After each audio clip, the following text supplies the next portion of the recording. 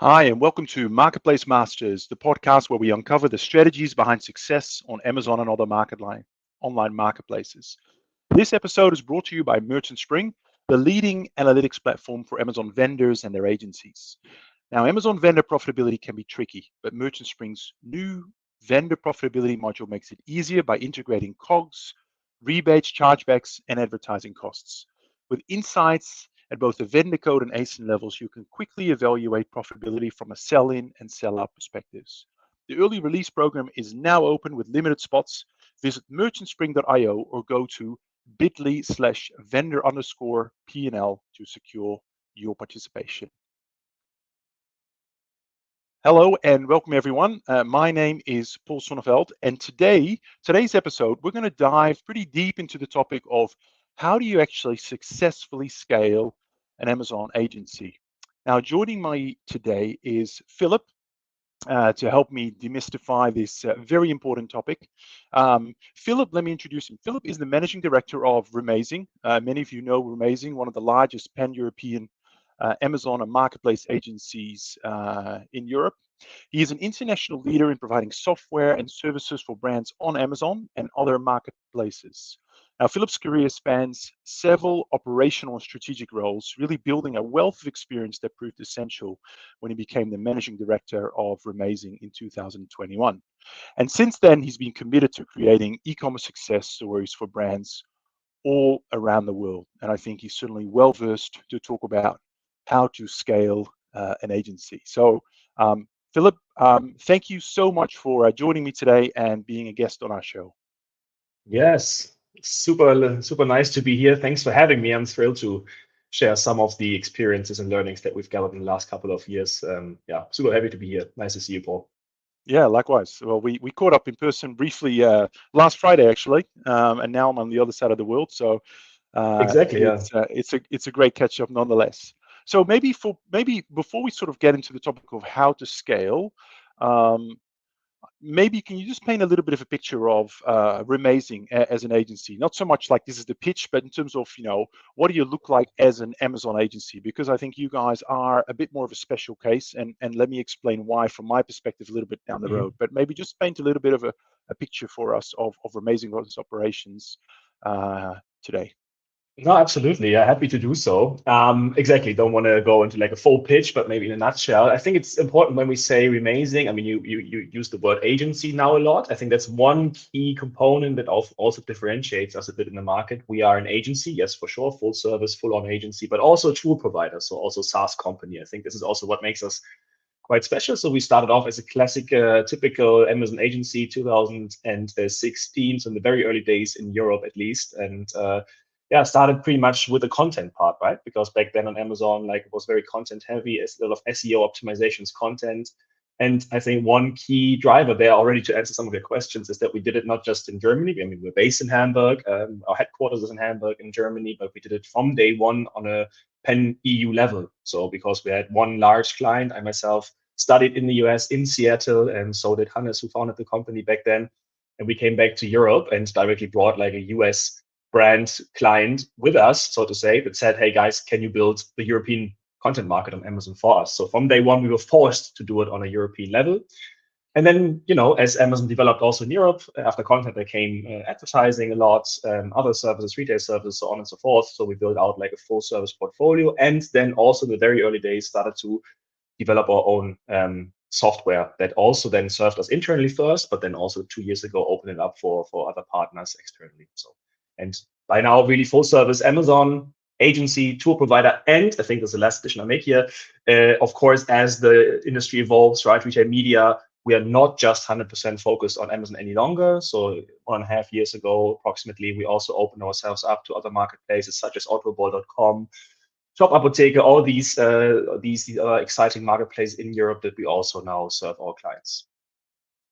Fantastic. And just for context here, Filip, rough size of scale in terms of how many staff does Remazing employ? Ballpark. Yeah, ballpark. So we're more than 100 employees now, more than 110 to be precise, and spread across Europe. So headquarters in Hamburg. Our largest team sits in Hamburg as well, but there's teams in London, in Barcelona, in Turin, in Paris. that then carry out the services and the projects on the ground. Yeah, really interesting. So part of the reason I've been really keen to do this is, we're privileged to work with a lot of agencies. We literally work with, I think, around 250 agencies across North America and as well as Europe.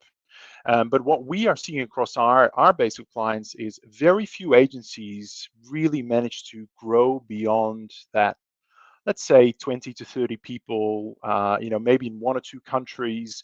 There seems to be some barriers there, some ceilings. So I'd love to get your thoughts on, what do you see when you look at other agencies, and obviously implying your own experience. What do you see as the biggest barriers? Why do you think many agencies really struggle to get to the size that Yeah. you've successfully got to?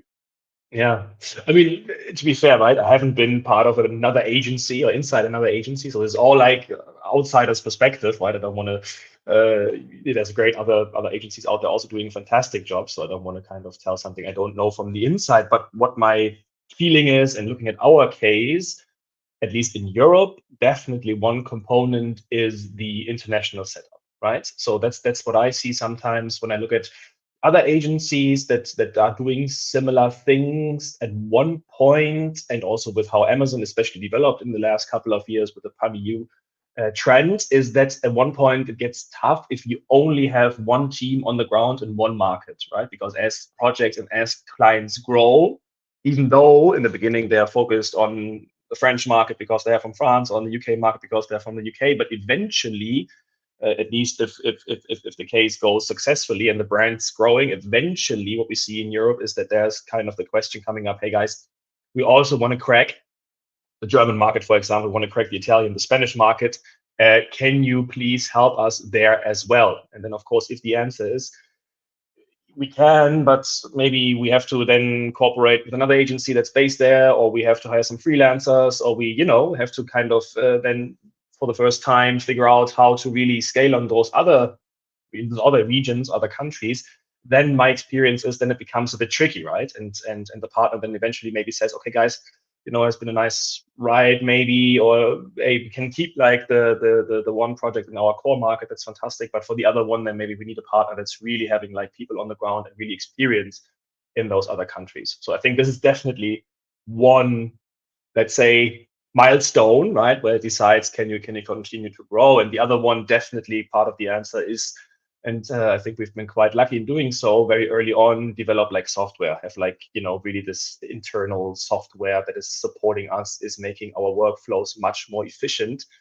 Because if you don't have that, and especially in the, I mean, every industry is different, but the Amazon industry is just like still Amazon until today, right? In most parts, it's an Excel company in the background. And if you serve then clients as we do, especially for example in the fashion industry, like thousands and 10,000s of ASINs under our wings that we need to manage on that platform. If you don't have a software backing it up and making like the workflows more efficient and automatized, then I think there's a breaking point eventually, right? Yeah, I mean, I think that sort of relates to my follow-up question here, which is, I feel that many agencies struggle as they grow. They struggle to maintain that higher level of service and quality, and that consistency, right? And then churn starts kicking in, and then you start pedaling very hard, and you're kind of staying still. I mean, you talked about kind of your investment in tools and tech. I mean, what role did that play in maintaining like consistent service quality as you grew? I mean, what was the role in software there?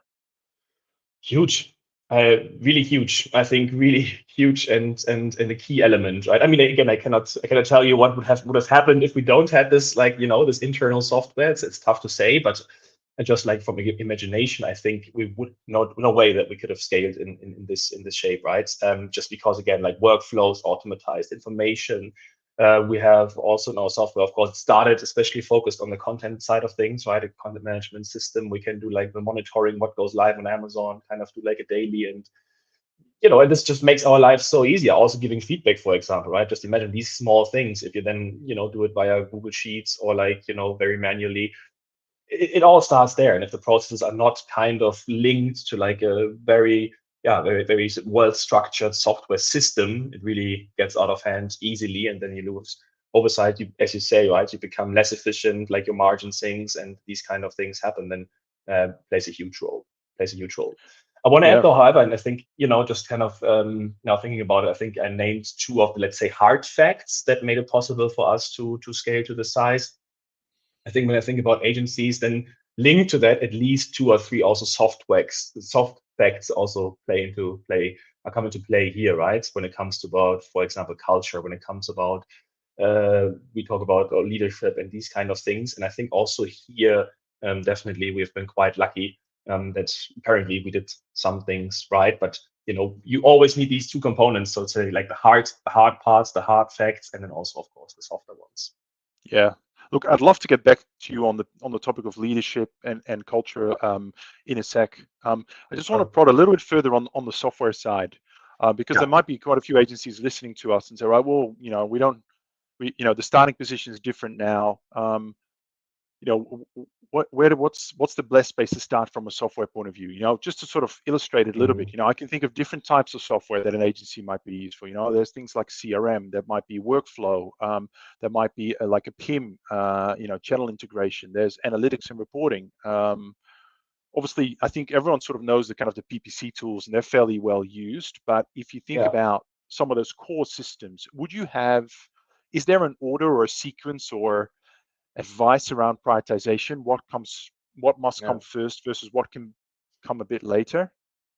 That's a very good question. I mean, really, I think it depends also a little bit on kind of the, let's say, the key focus areas of an agency, right? They can be quite different, but let's say an agency like us, kind of full service by now, I think, of course, data plays a huge role, right? I mean, still content, we have a PIM system and content workflows. And as I said, right, content management, giving feedback in the tools, still like super relevant. And I think I would always definitely invest into that, but like kind of also seeing where the industry is going and the trends. And I think data becomes just so critical and so much more important. So if I would kind of now had to build like a tool for let's say marketplace agency again, I would definitely start probably on that end, really kind of making sure that I try somehow to generate data points that nobody out there has, right? This is also what we've done with Remdash. We've kind of said, of course, there's the API, and we kind of have, I'm going to visualize and all these kind of things and streamline these data points for us and for our partners, but also try then to create new data points, new insights, new ways of displaying and cutting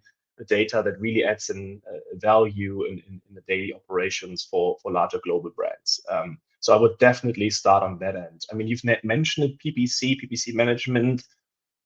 My very personal opinion, right? I think there's many opinions out there, and I think most of them are also in some shape correct. But my personal opinion is, and that's what we've done at Remazing, we've leveraged external tools on that end. So when it comes to like the PPC management, the DSP management, we partner very closely with great tools out there, and really then focus on all of the other aspects that you've mentioned before, because we think, hey, it's how dynamic this market is and how quickly it's evolving, and our ambition is always and will always be, we want to be the highest quality partner out there for our partners, and we want to make sure to give our partners the cutting edge, in every single field that we cover. And in order to achieve this, we have to kind of set certain areas where we then say, hey guys, we're gonna go with some external great partners in order to make sure that we always stay ahead of the wave on that end, and we can focus on the other aspects.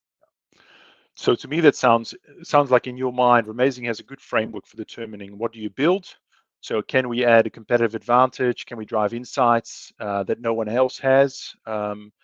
Versus, where is it simply perhaps requires too much of a heavy lift to stay up to date with all the latest and changes, and therefore let's partner with kind of a best in class type software. Absolutely. I hope I'm summarizing that in the right way. Yeah, no, this is perfect. Yeah.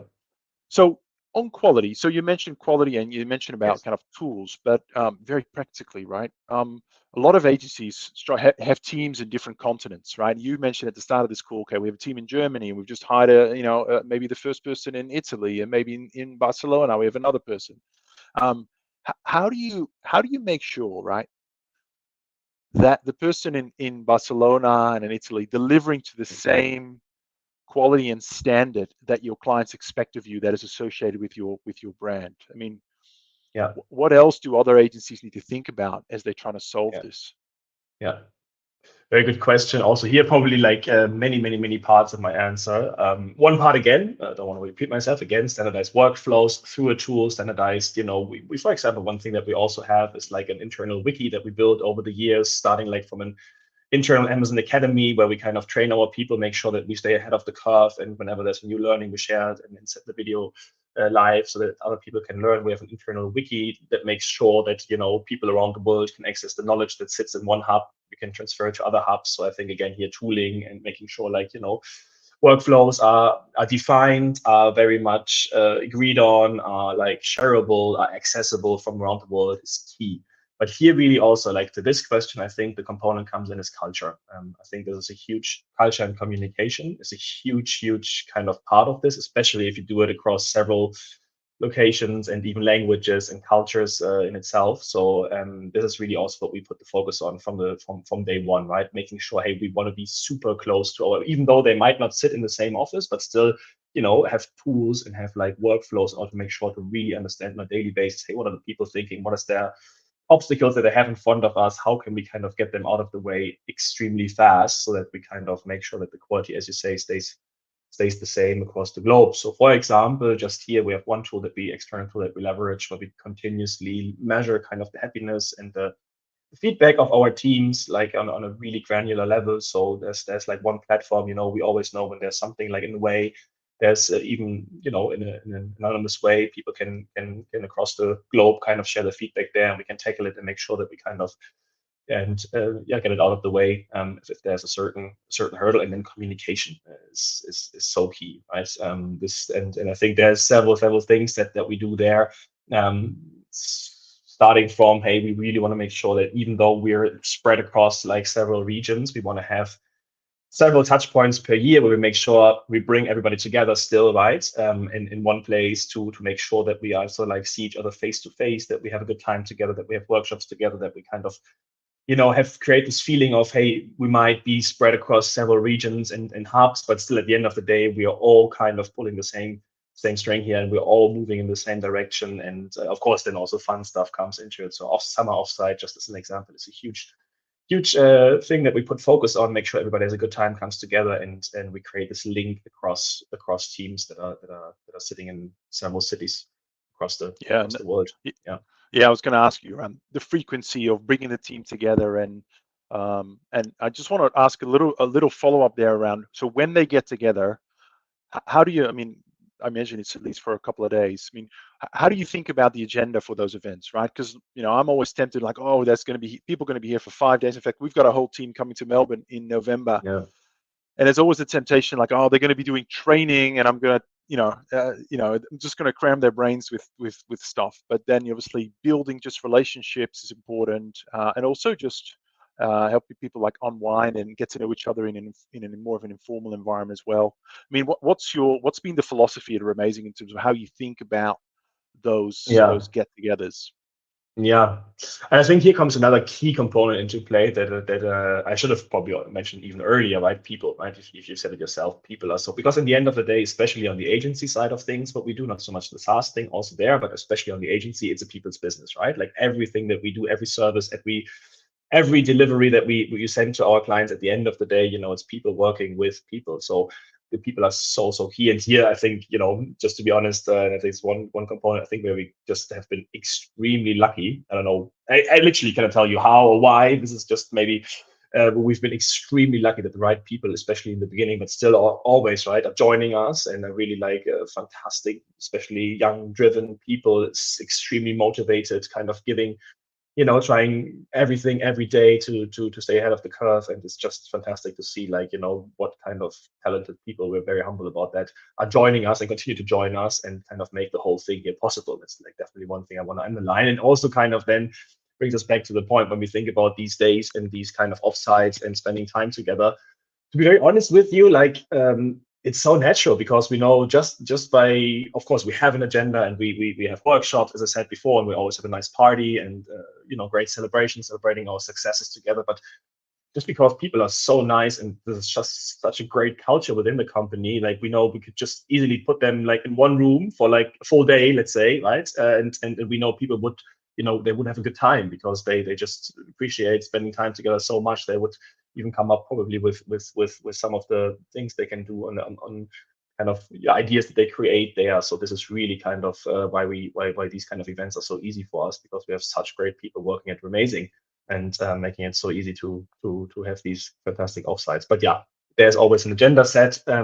We have some, let's say, for example, last time we focused very much on AI, right? So how can we, for example, bring everybody together, the whole company, and having brainstorming, breakout sessions? How can we at Remazing leverage AI in our process and workflows even more in the future? I think, of course, also one key success factor in the future for most agencies is one component, but then always making sure there is this room for everybody just, hang out and have a good time together, build the culture. Yeah, no, that sounds fantastic. Let me talk a little bit more about the people, and particularly talent acquisition, because I think Yes. right now, obviously, you're in a privileged position where you've consistently built a fantastic brand. You're pretty well known in Europe. And there's probably lots of people that are naturally attracted to you. They would love to have Remazing on their CV, right? But it wasn't always the case, right? And I know I've had 3 agencies ask me the last 7 days, do you know anyone who's looking for work, right? We need great account managers. We need great client directors, PPC specialists. Yeah. Recruiting and to some extent retention is a real challenge in our industry, and that certain times, demand has certainly outstripped supply.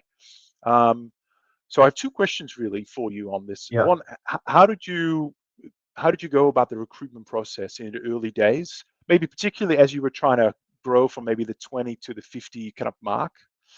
And Yeah. then my follow-up question is timing, right? So Yeah. do you sign new client contracts and then recruit, or do you recruit ahead of the curve? I mean, this is Mhm. always this debate, right? Because one thing certainly in life, and that is the cost of having to pay your employees. And I know certainly in certain areas of Europe, there's lots of legally, you're entering pretty firm commitments with your employees as well. So I'd love to get your perspective. So first of all, the recruiting piece of finding the Yes. right people in the early stage when you didn't have the big brands to rely on, and then, Yes. what comes first, the clients or the talent capacity? Yeah, maybe to start with the first questions, and again, I have to start with a huge shout out here, because that's definitely one thing I can disclose, that we have in the past and in the history really almost very, very few occasions, but almost never worked with external recruiting partners. So we have never used any recruiting agencies. We, again, here have been like very, very lucky that we had few people joining us in the very early days that were just so driven and so great at what they do in the, let's say, in the HR and the recruiting department, that they built this up from scratch, and we invented really from scratch such nice workflows that we have since then. Almost all talent that we have at the company currently have recruited in-house and have recruited with our own HR department, which is, I think, a massive task. Those mainly girls at the moment, ladies, are doing there on a daily basis, because, as you say, right, there's so many CVs to scan and so much things to do, but we have really cracked the processes there and do it everything in-house. And I think this also, then again, if you crack this, kind of really helps you, because you know exactly what you're looking for. You kind of, from the very first touch points with the candidates, it's not like an external partner sitting there pre-filtering, maybe having some other ideas in mind, but it's really us sitting there, and from the very first moment kind of meeting the people that want to join our company. And I think this is also a huge success factor why we were apparently able to attract also some great talent, because that's always the feedback that we get from them, is that they've said, hey, look, the recruitment process felt very unique, very catered to my specific needs and wishes, and very very nice in a certain way. And that's definitely something that's helped us. And the other component, again, here closing the loop, right, is that we've not just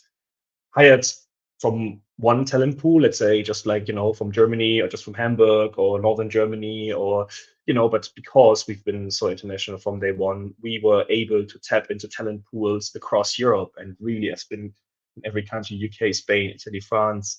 There is such a nice, or so many also driven, motivated people, wanting to join us on our journey, that we could also unlock, really, right? And this was really, really great for us, that we kind of not just fishing in one pool, but really could fish like in several pools across Europe. You're definitely sort of expanding your market in terms of reach and where you're fishing, right? What about the second Yes. question? The the hiring before taking on Yeah, clients or vice versa. How do you manage that yeah, from a balancing the P&L? yeah. Yeah. No, I think it, as you say, it's balancing, right? I mean, of course, as you know, I mean, we're not a corporate organization that can, hire like teams and then kind of wait for work for the teams for several months or years. It's of course not what we can do. Of course, we always have to find this fine balance.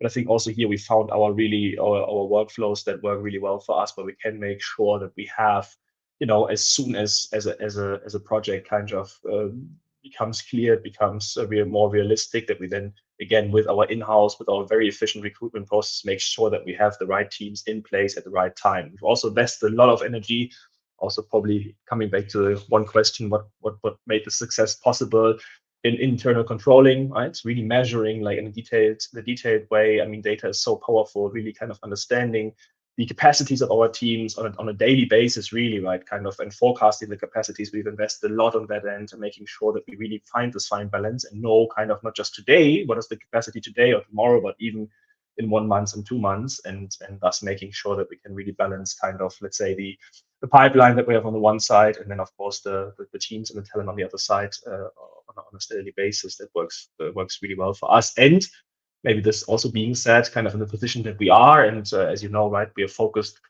mainly on larger, on global blue chip clients, definitely, right. So this was one decision we made a couple of years ago, that we said, hey, we're really good at serving those global clients, building operating models for those global clients, global brands.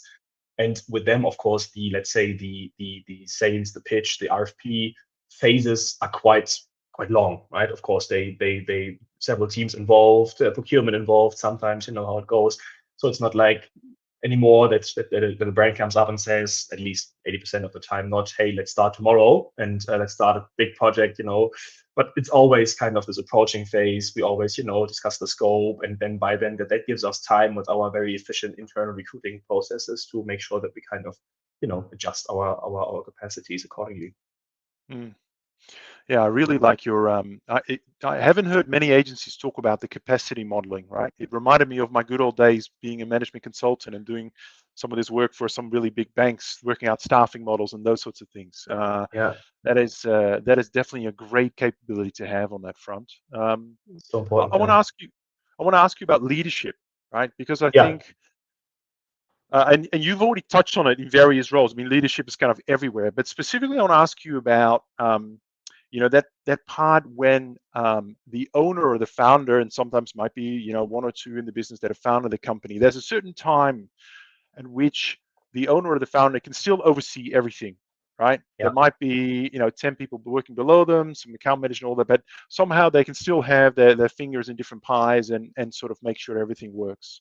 But probably when you get beyond 20 people, that becomes impossible, right? And you do have to put leaders in different roles and trust them, right? absolutely.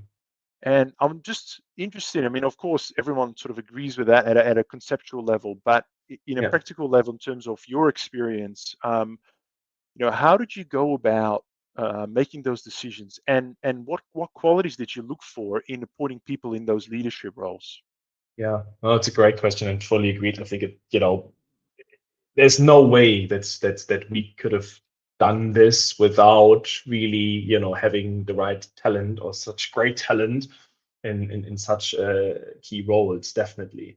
I think one thing that you already mentioned, and that's so key and a huge driver, is trust, right? As you said, right? Because we need to trust and give freedom to our team leads, to really kind of give them, as I've said before, clear guidelines, clear workflows, automatized workflows. So really like a really, let's say, well working frame. But within this frame, team leads in our company, they have a lot of freedom, right? They can really kind of manage the teams in the way that they think is the right approach for the right set of clients. For example, they can really pick kind of the areas they want to focus on. And I think this then, if you trust people and trust the right people, they come back with an amazing input, with an amazing passion.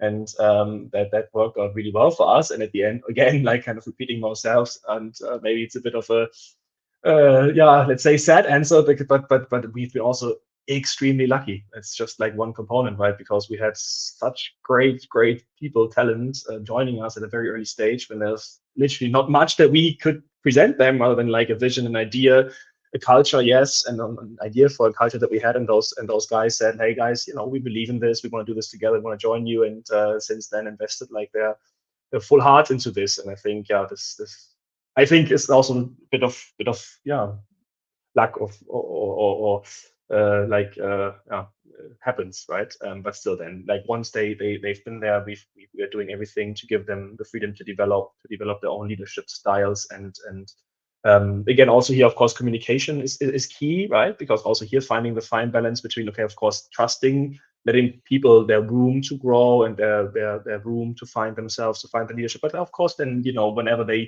needs to be sparring, right? There needs to be sparring 100%. Like whenever there's a certain situation or like times become a bit tricky, or like pressure becomes too much, then we are always here, right? Also as the MDs, as kind of the head of the C level, that we want to make sure that we have still regular check-ins. We are always, doors always open. We can discuss everything in detail. And I think in this combination between, hey, when things go well and you feel comfortable, then you have like, you have this framework to operate in and to be very free in decisions you make. But at the same time, as soon as you realize, hey, pressure becomes, because of course working with global brands, especially in Q4, Black Friday, becomes too much, which is natural, it's just human. Then again, like, hey, you're never alone. We're here. Let's whenever night or daytime we can chat, and we can try to solve this together. So I think this combination really worked well for us. Thank you. Unfortunately, we're coming to the end of our conversation already. It feels like we're just getting started, and we could, it feels like maybe we should do one of those long form podcasts that are becoming very popular now. The ones that sort of just go on for under 3 hours. But I do want to ask before we wrap up. I want to ask a few questions that have come in from our team. Or from our audience. And for those of you listening live, if you do have a burning question, now's the time to throw them into the LinkedIn comment section, and I'll do my best to ask Filip here. But let me start off with Charlie Vincente here. He's actually asked a few interesting questions, but let me start with the first one here, which is about your decision to build a SaaS business and externalize it from a commercial point of view alongside your agency. How do you how do you think about that? Obviously you've decided it's the right idea. And I know a lot of agencies are thinking about building out their own tech. What advice do you have for them as they contemplate that question? Great question. I think, to be fair, of course, it's very different or not so easy to answer this question now, 2024, right? Because like this market evolved so much in the last 7 years. And I think when we did this decision to have SaaS and agency, it was very organic, I have to say, right? It was 2017, 18, 19, when things started to build up, especially in the Amazon ecosystem. There was just not much, right? It was either kind of you start building your own macros in the beginning, and just very basic tools and workflows, automated workflows, or you just do it 100% manually. So in a way, we were really forced into this, and then step by step realizing, okay, hey, I think we might be onto something here, right? Because we've invented like this maybe in the beginning very tiny tool focusing on content only, but it helps us so much and makes our lives so much easier. And at the end of the day, also the life for our clients so much easier. Let's continue. Let's see what's more, right? Let's add another feature. Oh wow, okay, it resonates really well as well. Again, we become more efficient. The client is happier, and step by step. And I think this is also what I think makes Remdash so powerful, is because we didn't sat there like one Thursday afternoon and had a strategy session and said, okay, guys, let's build a tool, let's build a SaaS, and throw something on the wall. And I think this could be what the market needs. No, it was really the other way around. It was really bottom up. We sat there kind of answering to the needs of our internal teams and clients, building solutions around that. And then step by step, it became a SaaS solution. Yeah, I can definitely relate to that. We have a very similar experience, although we did decide to shut the agency down many years ago. But it's certainly born out of our own needs, right? It makes sense, right? You've got a pain point, you solve your pain point, then other people go, oh, that's interesting, right? Absolutely. All right, on to our next question. This was something that came up earlier in my conversation with someone. It's about funding, right? Should agencies take on private equity funding to scale their business? Yeah, very interesting question, because of course this is common knowledge, but we've done so 2 years ago. Since then, we've been 100% bootstrapped the company, which is, I think, also, again, also answers the question before, right? We have been forced to kind of build our own solutions because, of course, we didn't always have the money to buy in like expensive external solutions, but we really were bootstrapped. So if we want to improve something, we had to do it, right? We have to be creative. We have to be our own, let's say, take our own fate in our hands and just build it. And then, of course, we did the solution, or like the decision 2 years ago to partner with a private equity firm, which, from my perspective, clear answer is yes. But of course, again, sitting here as somebody managing director, not just of a 100% agency business, right? But of course, again, agency and SaaS. And I think, again, of course, everybody knows tech evolves so quickly, and yeah, has a certain price to develop. And this definitely can be one advantage with a financial partner on the side, that you kind of then can make some bigger steps forward when being bootstrapped, and invest even more heavily into tech. So I think when this is kind of on the agenda, to also think about, hey, we want to really invest into something that's sustainable, or then this definitely makes sense. Yes, totally. And also, I think in the way, what we've benefited greatly from is, of course, to have this. I mean, it's a very trusted relationship. We're super happy with our investor, right? And so many strategic also, of course, they see in different industries, they see different regions, right? And this like strategic exchange between us and really the sparring that we get, like from these highly professional and very, they've seen so much out there, is also like one addition that's really great, and we enjoy a lot. Mm, great. Last question here from another one from Charlie. Thanks so much for your questions, Charlie. Really appreciate that. Specifically on the recruitment front,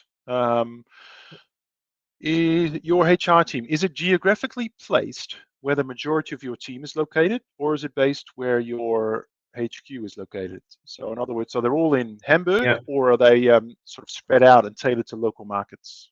Yeah. No, we definitely, let's say, our core HR team is in Hamburg, is in the headquarters, just because it was, I think, at least if it changes in the future, it's also possible, but just because like the talent we found there and is based in Hamburg, so that makes a lot of sense. But what we do in order to, because that's very important, right? Part of the question, to always make the recruiting experience very localized, and not just like, okay, headquarters now recruiting somebody in Spain. What we do is, like, very early on in the process, when we recruit for somebody who's supposed to sit in Barcelona, we bring in like the local counterparts, like the teams, right? So in one of the very first meetings in the recruiting process, there is somebody like a peer from Barcelona, then being part of the interview process, and also making sure that the person joining us directly has somebody to relate to and to ask the questions to, that's then together based on the ground, if this person decides to join. So yeah, it's more this like global, I would say, approach. So like a global headquarter HR team, but then very closely collaborating with the teams on the ground, and making sure we make this process also localized. Yeah. Yeah, with really driving that local input into the process to adjust for the market. Perfect. So Yes. great, fantastic. Unfortunately, we're at the 40-minute mark. I've just seen another question come in here from David. Good to see you again, David. I think I met him last week in Cologne. He's left something in the comments, so maybe Filip, if you'd be so kind, maybe jump into the LinkedIn comments and give some answers there. That would be absolutely awesome. But in terms of Absolutely. the here and now, I want to just really thank you for coming on the show and just sharing, like, all these things that you guys have had to learn over time, right? A lot. So I'm Yeah. sure some of that has been learned through trial and error. There's a bit of luck involved. There's a whole bunch of talent involved. But I really appreciate you, sharing that super generously. I know a lot of agencies would not be coming on here being like, really comfortable with, sharing, lots of stuff, but you've been super generous there. And I hope to our audience listening that you've picked up a couple of really practical tips as you wrestle with, scaling your agency. Now, before I let you go, Filip, just in case, there might be agencies listening today, or maybe even, some enterprise brands that say, look, actually, I want to know more about Remazing. Maybe we can do something together, partner together in Europe, or, anything along those fronts. What's the best way to get hold of you or get in touch with you or Remazing after this podcast? No, for sure. I think best way definitely is to reach out on LinkedIn, right? Just contact me on LinkedIn, and yeah, reach out there, and then always happy to chat and That's the best way. Excellent. Well, thank you so much, Filip. It's been wonderful. Thanks so much. Absolutely. Thanks for having me, and have a good day. See you soon. Bye. All right, everyone, that is it for this episode. I can't believe how quickly time flies.